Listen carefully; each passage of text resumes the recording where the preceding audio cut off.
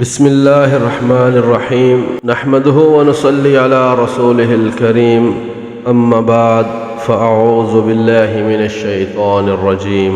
معزز سامعین، آج کا ہمارا موضوع ہے غزوہ حنین۔ غزوہ حنین وہ غزوہ ہے جو فتح مکہ کے بعد لڑا گیا تھا۔ اس کے ضمن میں مولانا صفی الرحمن مبارک پوری صاحب رقم تراز ہیں۔ مکہ کی فتح ایک اچانک ضرب کے بعد حاصل ہوئی تھی جس پر عرب ششدر تھے اور ہمسایہ قبائل میں اتنی سکت نہ تھی کہ اس ناگہانی امر واقعہ کو دفع کر سکیں۔ اس لیے بعض اڑیل طاقتور اور متکبر قبائل کو چھوڑ کر بقیہ سارے قبیلوں نے سپر ڈال دی تھی۔ اڑیل قبیلوں میں حوازن اور ثقیف سر فہرست تھے۔ ان کے ساتھ مدر، جشم اور سعد بن بکر کے قبائل اور بنو ہلال کے کچھ لوگ بھی شامل ہو گئے تھے۔ ان سب قبیلوں کا تعلق کیس اعلان سے تھا۔ انہیں یہ بات اپنی خودی اور عزت نفس کے خلاف معلوم ہو رہی تھی کہ مسلمانوں کے سامنے سپر انداز ہو جائیں۔ اس لیے ان قبائل نے مالک بن عوف نصری کے پاس جمع ہو کر طے کیا کہ مسلمانوں پر یلغار کی جائے۔ چنانچہ اس فیصلے کے مطابق مسلمانوں سے جنگ کے لیے ان کی روانگی عمل میں آئی تو جنرل کمانڈر مالک بن عوف لوگوں کے ساتھ ان کے مال مویشی اور بال بچے بھی کھینچ لایا اور آگے بڑھ کر وادی اوتاس میں خیمہ زن ہوا۔ یہ حنین کے قریب بنو حوازن کے علاقے میں ایک وادی ہے، لیکن یہ وادی حنین سے علیحدہ ہے۔ حنین ایک دوسری وادی ہے جو ذوالمجاز کے بازو میں واقع ہے۔ وہاں سے عرفات ہوتے ہوئے مکے کا فاصلہ 10 میل سے زیادہ ہے۔ اوتاس میں اترنے کے بعد لوگ کمانڈر کے پاس جمع ہوئے۔ ان میں درید بن سما بھی تھا۔ یہ بہت بوڑھا ہو چکا تھا اور اب اپنی جنگی واقفیت اور مشورہ کے سوا کچھ کرنے کے لائق نہ تھا، لیکن وہ اصلاً بڑا بہادر اور ماہر جنگجو رہ چکا تھا۔ اس نے دریافت کیا، تم لوگ کس وادی میں ہو؟ جواب دیا، اوتاس میں۔ اس نے کہا، یہ سواروں کی بہترین جولان گاہ ہے، نہ پتھریلی ہے اور کھائی دار ہے، نہ بھری نشیب، لیکن کیا بات ہے کہ میں اونٹوں کی بلبلاہٹ، گدھوں کی ڈھینچ، بچوں کا گریہ اور بکریوں کی ممیاہٹ سن رہا ہوں۔ لوگوں نے کہا، مالک بن عوف فوج کے ساتھ ان کی عورتیں، بچے اور مال مویشی بھی کھینچ لایا ہے۔ اس پر درید نے مالک کو بلایا اور پوچھا، تم نے ایسا کیوں کیا ہے؟ اس نے کہا، میں نے سوچا کہ ہر آدمی کے پیچھے اس کے اہل اور مال کو لگا دوں تاکہ وہ ان کی حفاظت کے جذبے کے ساتھ جنگ کرے۔ درید نے کہا، واللہ تم میرے بھیڑوں کے چروائے ہو، بھلا شکست کھانے والے کو بھی کوئی چیز روک سکتی ہے؟ دیکھو، اگر جنگ میں تم غالب رہتے ہو تو بھی تمہارے لیے شمشیر و سنا سے مسلح آدمی ہی مفید ہے، اور اگر شکست کھا گئے تو پھر تمہیں اپنے اہل اور مال کے سلسلے میں رسوا ہونا پڑے گا۔ پھر درید نے بعض قبائل اور سرداروں کے متعلق سوال کیا اور اس کے بعد کہا، اے مالک، تم نے بنو حوازن کی عورتوں اور بچوں کو سواروں کے مد مقابل لا کر کوئی صحیح کام نہیں کیا ہے۔ انہیں ان کے علاقے کے محفوظ مقامات اور ان کی قوم کی بالائی جگہوں میں بھیج دو۔ اس کے بعد گھوڑوں کی پیٹھ پر بیٹھ کر بددینوں سے ٹکر لو۔ اگر تم نے فتح حاصل کی تو پیچھے والے تم سے آن ملیں گے، اور اگر تمہیں شکست سے دوچار ہونا پڑا تو تمہارے اہل و عیال اور مال مویشی ہر حال محفوظ رہیں گے۔ لیکن جنرل کمانڈر مالک نے یہ مشورہ مسترد کر دیا اور کہا، خدا کی قسم، میں ایسا نہیں کر سکتا۔ تم بوڑھے ہو چکے ہو اور تمہاری عقل بھی بوڑھی ہو چکی ہے۔ واللہ، یا تو حوازن میری اطاعت کریں یا میں اس تلوار پر ٹیک لگا دوں گا اور یہ میری پیٹھ کے آر پار نکل جائے گی۔ در حقیقت مالک کو یہ گوارا نہ ہوا کہ اس جنگ میں درید کا بھی نام یا مشورہ شامل ہو۔ حوازن نے کہا، ہم نے تمہاری اطاعت کی۔ اس پر درید نے کہا، یہ ایسی جنگ ہے جس میں میں نہ صحیح طور پر شریک ہوں اور نہ بالکل الگ ہوں۔ پھر اس نے یہ اشعار کہے، کاش میں جوان ہوتا، تگ و تاز اور بھاگ دوڑ کرتا، ٹانگ کے لمبے والے اور درمیانہ قسم کی بکری جیسے گھوڑے کی قیادت کرتا۔ اس کے بعد مالک کے وہ جاسوس آئے جو مسلمانوں کا پتہ لگانے پر مامور کیے گئے تھے۔ ان کی حالت یہ تھی کہ ان کا جوڑ ٹوٹ پھوٹ گیا تھا۔ مالک نے کہا، تمہاری تباہی ہو، تمہیں یہ کیا ہو گیا؟ انہوں نے کہا، ہم نے کچھ چتکبرے گھوڑوں پر سفید انسان دیکھے اور اتنے میں واللہ ہماری وہ حالت ہو گئی جسے تم دیکھ رہے ہو۔ ادھر رسول اللہ صلی اللہ علیہ وآلہ وسلم کو بھی دشمن کی روانگی کی خبریں مل چکی تھیں۔ چنانچہ آپ نے ابو حدردہ سلمی رضی اللہ عنہ کو یہ حکم دے کر روانہ فرمایا کہ لوگوں کے درمیان گھس کر قیام کریں اور ان کے حالات کا ٹھیک ٹھیک پتہ لگا کر واپس آئیں اور آپ صلی اللہ علیہ وآلہ وسلم کو اطلاع دیں۔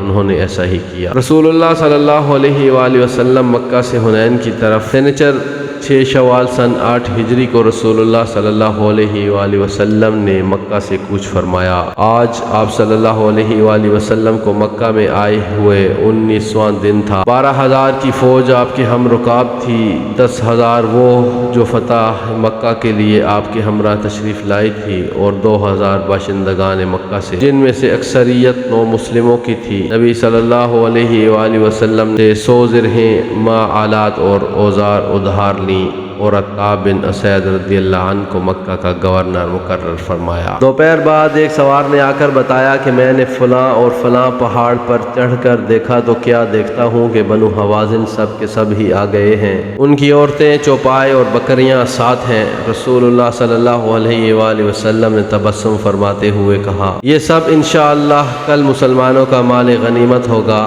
رات آئی تو حضرت انس بن ابی مرثد غنوی رضی اللہ عنہ نے رضاکارانہ طور پر سنتری کے فرائض انجام دیے۔ حنین جاتے ہوئے لوگوں نے بیر کا ایک بڑا سا ہرا درخت دیکھا جس کو ذات انوات کہا جاتا تھا۔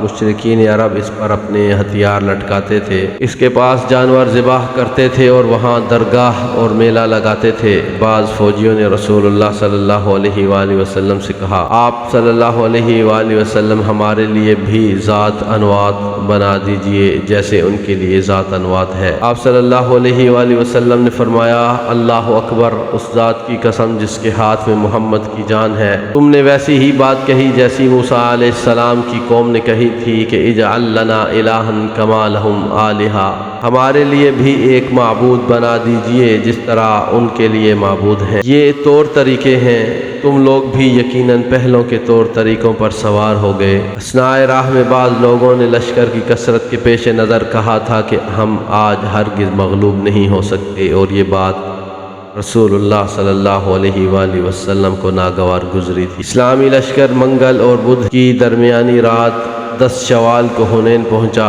لیکن مالک بن عوف یہاں پہلے ہی پہنچ کر اور اپنا لشکر رات کی تاریکی میں اس وادی کے اندر اتار کر اسے راستوں، گزرگاہوں، گھاٹیوں، پوشیدہ جگہوں اور دروں میں پھیلا اور چھپا چکا تھا، اور اسے یہ حکم دے چکا تھا کہ مسلمان جو ہی نمودار ہوں انہیں تیروں سے چھلنی کر دینا، پھر ان پر ایک دم اکٹھے ٹوٹ پڑنا۔ ادھر سحر کے وقت رسول اللہ صلی اللہ علیہ وآلہ وسلم نے لشکر کی ترتیب و تنظیم فرمائی اور پرچم باندھ کر لوگوں میں تقسیم کیے۔ پھر صبح کے جھٹپٹے میں مسلمانوں نے آگے بڑھ کر وادی حنین میں قدم رکھا۔ وہ دشمن کے وجود سے قطعی بے خبر تھے، انہیں مطلق علم نہ تھا کہ اس وادی کے تنگ دروں کے اندر ثقیف و حوازن کے جیالے ان کی گھات میں بیٹھے ہیں، اس لیے وہ بے خبری کے عالم میں پورے اطمینان کے ساتھ اتر رہے تھے کہ اچانک ان پر تیروں کی بارش شروع ہو گئی۔ پھر فوراً ہی ان پر دشمن کے پرے ایک دم ٹوٹ پڑے۔ اس اچانک حملے سے مسلمان سنبھل نہ سکے اور ان میں ایسی بھگدڑ مچی کہ کوئی کسی کی طرف دیکھ نہ رہا تھا، بالکل فاش شکست تھی۔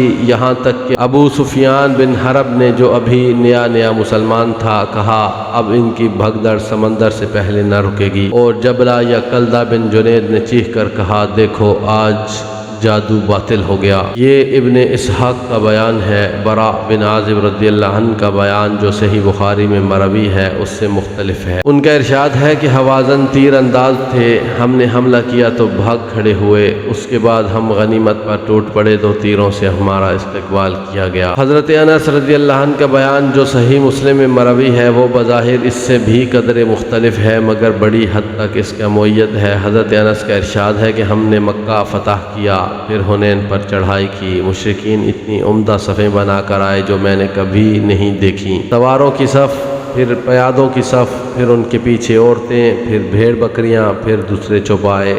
ہم لوگ بڑی تعداد میں تھے، ہمارے سواروں کے میمنہ پر خالد بن ولید تھے، مگر ہمارے سوار دشمن کی تیر اندازی کی وجہ سے ہماری پیٹھ کے پیچھے پناہ گیر ہونے لگے، اور ذرا سی دیر میں ہمارے سوار بھاگ کھڑے ہوئے، اعراب بھی بھاگے اور وہ لوگ بھی جنہیں تم جانتے ہو۔ بہرحال جب بھگدڑ مچی تو رسول اللہ صلی اللہ علیہ وآلہ وسلم نے دائیں طرف ہو کر پکارا، لوگو میری طرف آؤ، میں عبداللہ کا بیٹا محمد ہوں۔ اس وقت اس جگہ آپ صلی اللہ علیہ وآلہ وسلم وسلم کے ساتھ چند مہاجرین اور اہل خاندان کے سوا کوئی نہ تھا۔ ان نازک ترین لمحات میں رسول اللہ صلی اللہ علیہ وآلہ وسلم کی بے نظیر شجاعت کا ظہور ہوا، یعنی اس شدید بھگدڑ کے باوجود آپ صلی اللہ علیہ وآلہ وسلم کا رخ کفار کی طرف تھا اور آپ صلی اللہ علیہ وآلہ وسلم پیش قدمی کے لیے اپنے خچر کو ایڑ لگا رہے تھے اور یہ فرما رہے تھے، انا النبی لا کذب انا ابن عبد المطلب، میں نبی ہوں، یہ جھوٹ نہیں، میں عبد المطلب کا بیٹا ہوں۔ لیکن اس وقت ابو سفیان بن حارث رضی اللہ عنہ نے آپ صلی اللہ علیہ وآلہ وسلم کے خچر کی لگام پکڑ رکھی تھی اور حضرت عباس رضی اللہ عنہ نے رکاب تھام لی تھی۔ دونوں خچر کو روک رہے تھے کہ کہیں تیزی سے آگے نہ بڑھ جائے۔ اس کے بعد رسول اللہ صلی اللہ علیہ وآلہ وسلم نے اپنے چچا حضرت عباس رضی اللہ عنہ کو، جن کی آواز خاصی بلند تھی، حکم دیا کہ صحابہ کرام کو پکاریں۔ حضرت عباس رضی اللہ عنہ کہتے ہیں کہ میں نے نہایت بلند آواز سے پکارا، اے درخت والو، اے بیت رضوان والو، کہاں ہو؟ واللہ وہ لوگ میری آواز سن کر اس طرح مڑے جیسے گائے اپنے بچوں پر مڑتی ہے، اور جواباً کہا، ہاں ہاں آئے آئے۔ حالت یہ تھی کہ آدمی اپنے اونٹ کو موڑنے کی کوشش کرتا اور نہ موڑ پاتا تو اپنی ذراع اس کی گردن میں ڈال پھینکتا اور اپنی تلوار اور ڈھال سنبھال کر اونٹ سے کود جاتا اور اونٹ کو چھوڑ چھاڑ کر آواز کی جانب دوڑتا۔ اس طرح جب آپ کے پاس 100 آدمی جمع ہو گئے تو انہوں نے دشمن کا استقبال کیا اور لڑائی شروع کر دی۔ اس کے بعد انصار کی پکار شروع ہوئی، اے انصاریو، اے انصاریو۔ پھر یہ پکار بنو حارث بن خزرج کے اندر محدود ہو گئی۔ ادھر مسلمان دستوں نے جس رفتار سے میدان چھوڑا تھا، اسی رفتار سے ایک کے پیچھے ایک آتے چلے گئے اور دیکھتے دیکھتے فریقین میں دھواں دھار جنگ شروع ہو گئی۔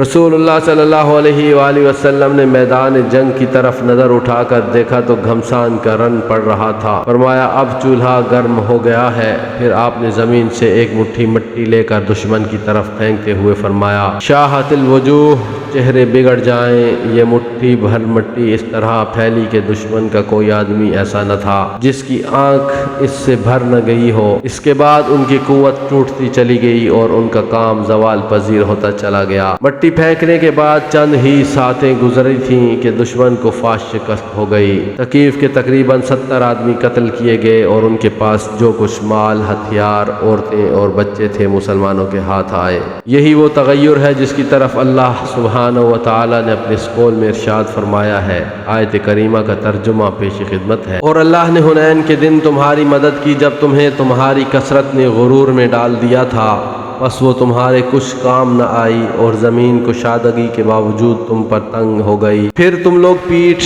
پھیر کر بھاگے۔ پھر اللہ نے اپنے رسول اور مومنین پر اپنی سکینت نازل کی اور ایسا لشکر نازل کیا جسے تم نے نہیں دیکھا، اور کفر کرنے والوں کو سزا دی، اور یہی کافروں کا بدلہ ہے۔ شکست کھانے کے بعد دشمن کے ایک گروہ نے طائف کا رخ کیا، ایک نخلا کی طرف بھاگا اور ایک نے اوطاس کی راہ لی۔ رسول اللہ صلی اللہ علیہ وآلہ وسلم نے ابو عامر اشعری رضی اللہ عنہ کی سرکردگی میں تعاقب کرنے والوں کی ایک جماعت اوطاس کی طرف روانہ کی۔ فریقین میں تھوڑی سی جھڑپ ہوئی، اس کے بعد مشرکین بھاگ کھڑے ہوئے۔ البتہ اسی جھڑپ میں اس دستے کے کمانڈر ابو عامر اشعری رضی اللہ عنہ شہید ہو گئے۔ مسلمان شاہ سواروں کی ایک دوسری جماعت نے نخلا کی طرف پسپا ہونے والے مشرکین کا تعاقب کیا اور درید بن سما کو جا پکڑا، جسے ربیعہ بن رفیع رضی اللہ عنہ نے قتل کر دیا۔ شکست خوردہ مشرکین کے تیسرے اور سب سے بڑے گروہ کے تعاقب میں، جس نے طائف کی راہ لی تھی، خود رسول اللہ صلی اللہ علیہ وآلہ وسلم مال غنیمت جمع فرمانے کے بعد روانہ ہوئے۔ مال غنیمت یہ تھا: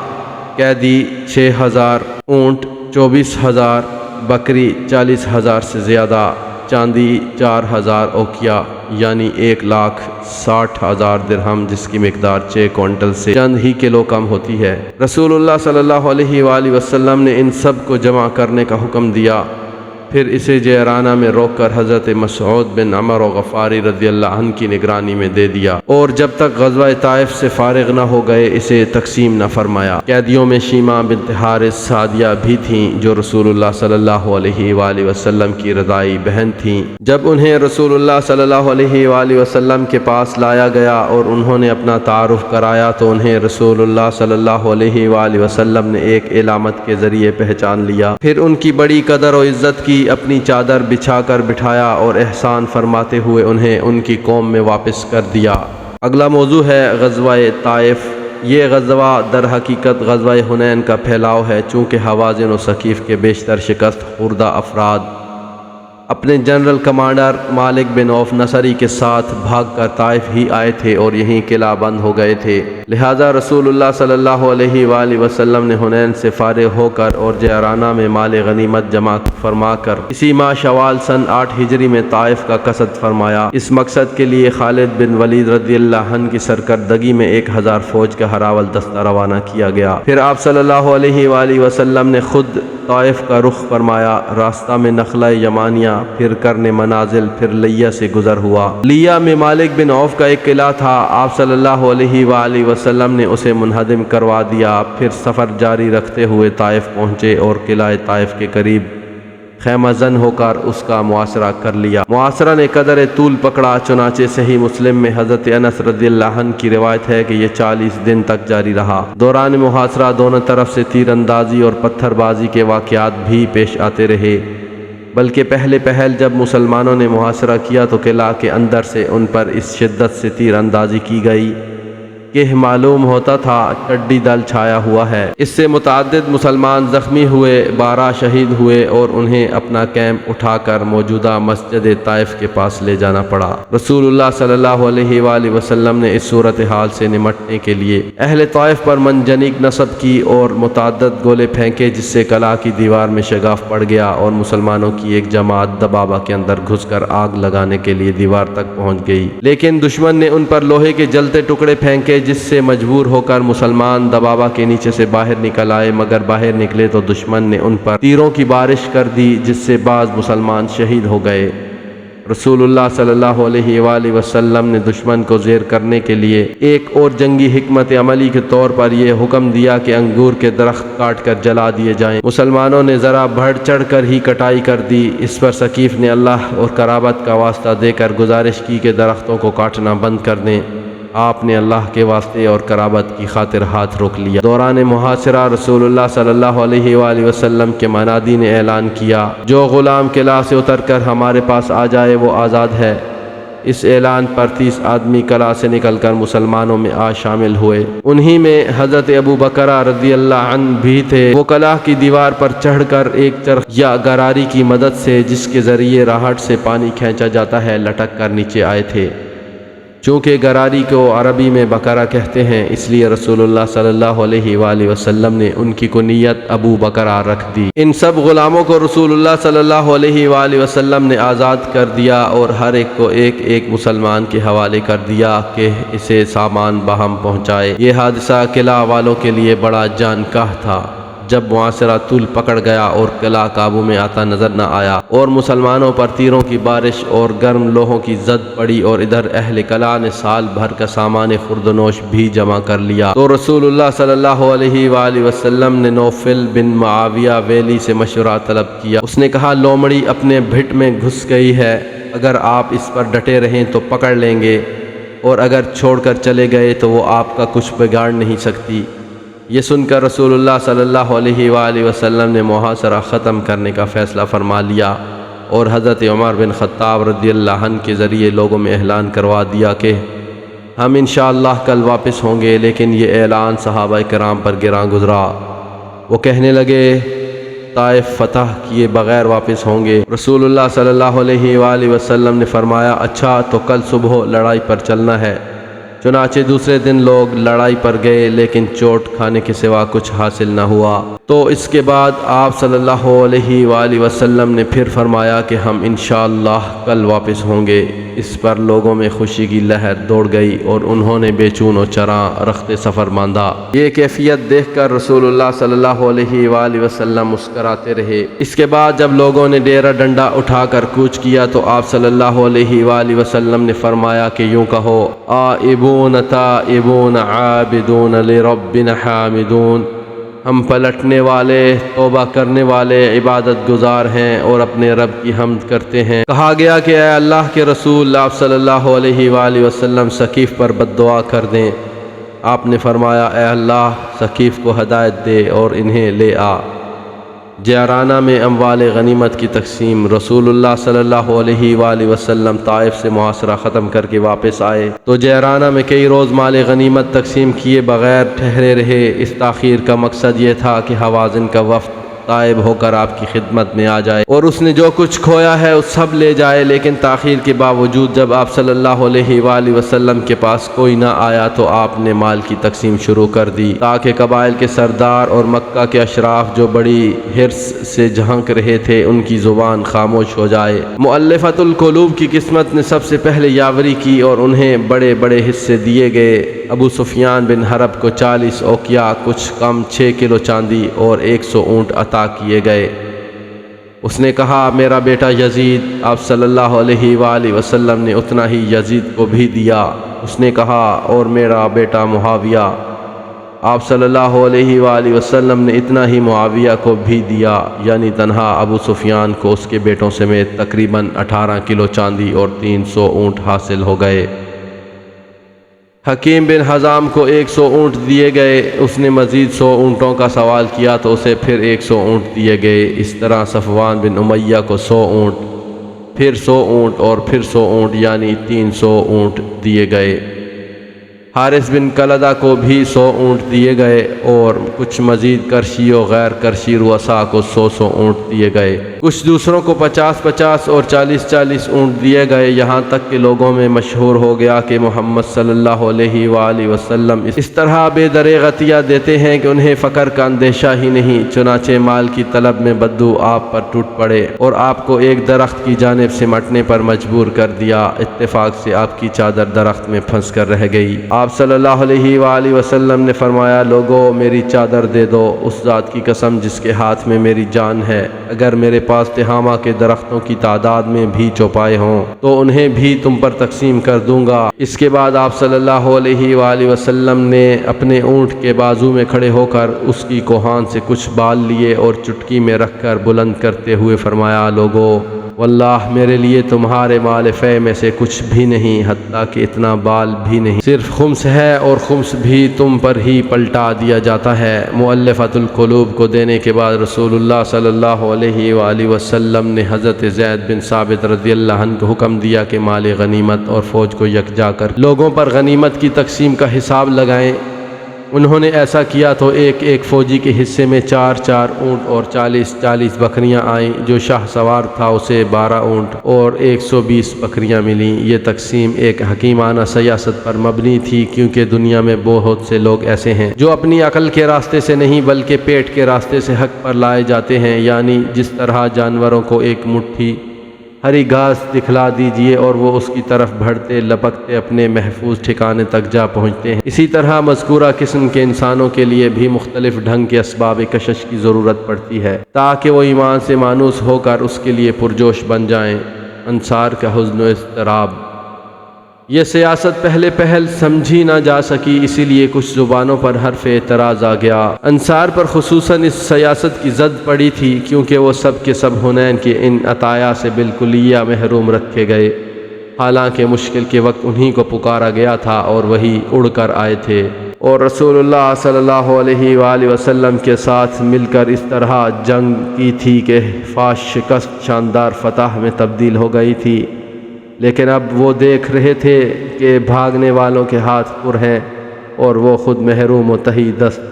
ابن اسحاق نے ابو سعید خدری رضی اللہ عنہ سے روایت کی ہے کہ جب رسول اللہ صلی اللہ علیہ وآلہ وسلم نے قریش اور قبائل عرب کو وہ عطیے دیے اور انصار کو کچھ نہ دیا تو انصار نے جی میں پیچ و تاب کھایا اور ان میں بہت چہمگوئیاں ہوئیں، یہاں تک کہ ایک کہنے والے نے کہا خدا کی قسم رسول اللہ اپنی قوم سے جا ملے ہیں۔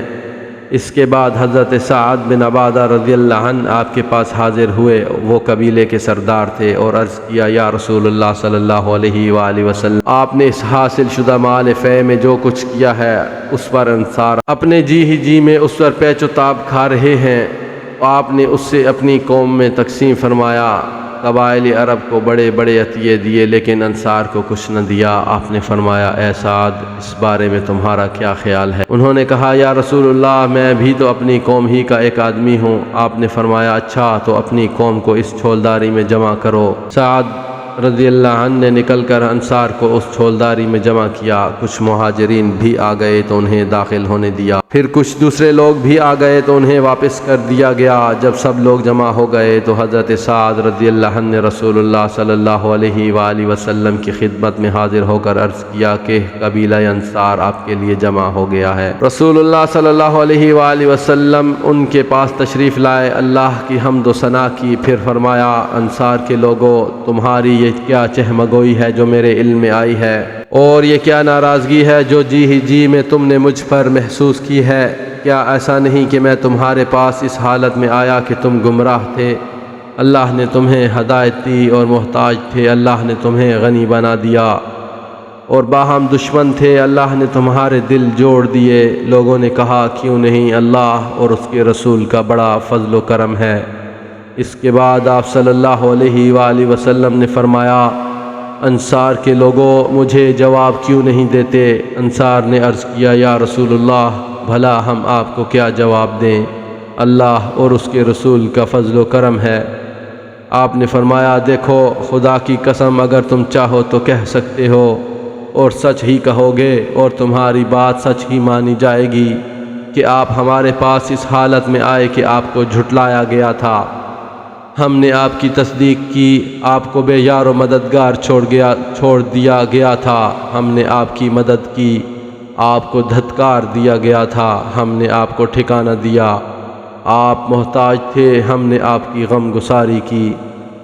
اے انصار کے لوگوں، تم اپنے جی میں دنیا کی اس عارضی دولت کے لیے ناراض ہو گئے جس کے ذریعے میں نے لوگوں کا دل جوڑا تھا تاکہ وہ مسلمان ہو جائیں، اور تم کو تمہارے اسلام کے حوالے کر دیا تھا۔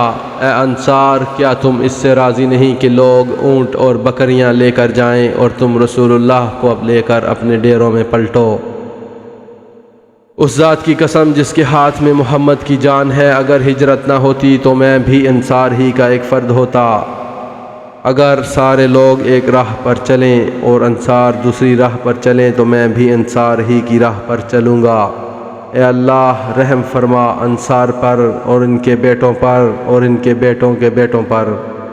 رسول اللہ صلی اللہ علیہ وآلہ وسلم کا یہ خطاب سن کر لوگ اس قدر روئے کہ داڑھیاں تر ہو گئیں، اور کہنے لگے ہم راضی ہیں کہ ہمارے حصے اور نصیب میں رسول اللہ صلی اللہ علیہ وآلہ وسلم ہوں۔ اس کے بعد رسول اللہ صلی اللہ علیہ وآلہ وسلم واپس ہو گئے اور لوگ بھی بکھر گئے۔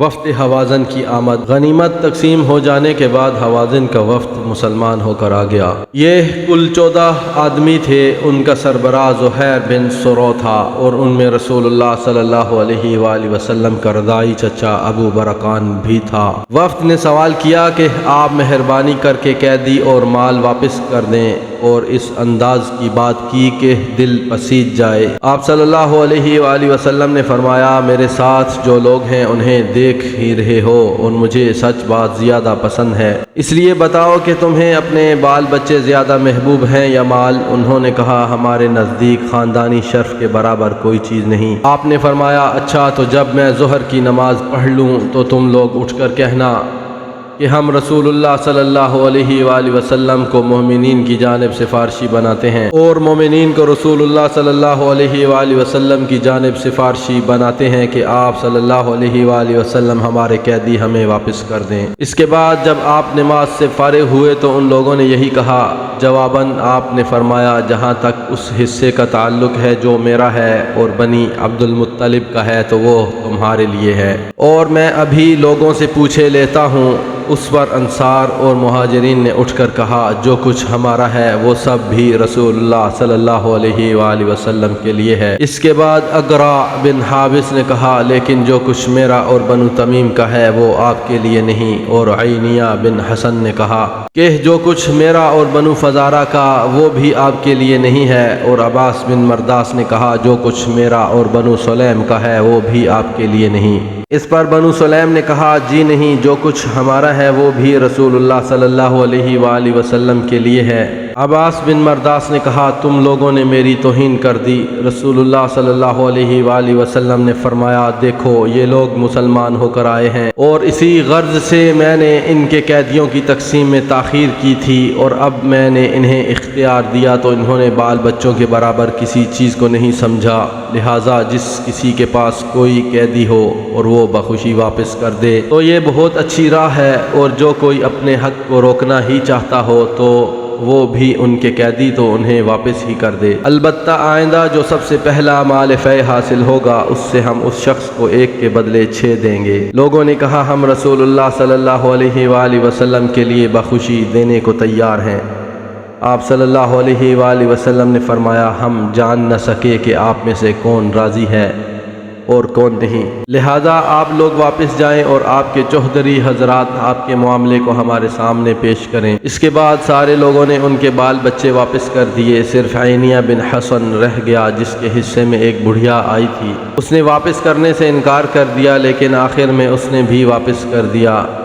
رسول اللہ صلی اللہ علیہ وآلہ وسلم نے سارے قیدیوں کو ایک ایک قبطی چادر عطا فرما کر واپس کر دیا۔ رسول اللہ صلی اللہ علیہ وآلہ وسلم نے مال غنیمت کی تقسیم سے فارغ ہو کر جعرانہ ہی سے عمرہ کا احرام باندھا اور عمرہ ادا کیا۔ اس کے بعد عتاب رضی اللہ عنہ بن اسید کو مکہ کا والی بنا کر مدینہ روانہ ہو گئے۔ مدینہ واپسی 24 ذوالقعدہ سن 8 ہجری کو ہوئی۔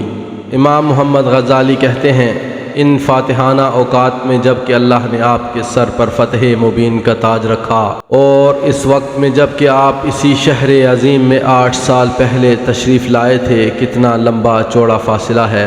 آپ صلی اللہ علیہ وآلہ وسلم یہاں اس حالت میں آئے تھے کہ آپ کو کھدیڑ دیا گیا تھا اور آپ امان کے طالب تھے، اجنبی اور وحشت زدہ تھے اور آپ کو انس و الفت کی تلاش تھی، لیکن مدینہ کے باشندوں نے آپ کی خوب قدر و منزلت کی، آپ کو جگہ دی اور آپ کی مدد کی، اور جو نور آپ کے ساتھ نازل کیا گیا تھا اس کی پیروی کی، اور آپ کی خاطر ساری دنیا کی عداوت ہیچ سمجھی۔ اب وہی آپ صلی اللہ علیہ وآلہ وسلم ہیں کہ جس شہر نے ایک خوفزدہ مہاجر کی حیثیت سے آپ کا استقبال کیا تھا، آج 8 سال بعد وہی شہر آپ کا اس حیثیت سے استقبال کر رہا ہے کہ مکہ آپ کے زیر نگیں ہے، اور اس نے اپنی کبریائی اور جاہلیت کو آپ کے پیروں تلے ڈال دیا ہے، اور آپ اس کی پچھلی خطا معاف کر کے اسے اسلام کے ذریعے سرفرازی بخش رہے ہیں۔ چنانچہ ارشاد باری تعالی ہے انہ من یتق ویصبر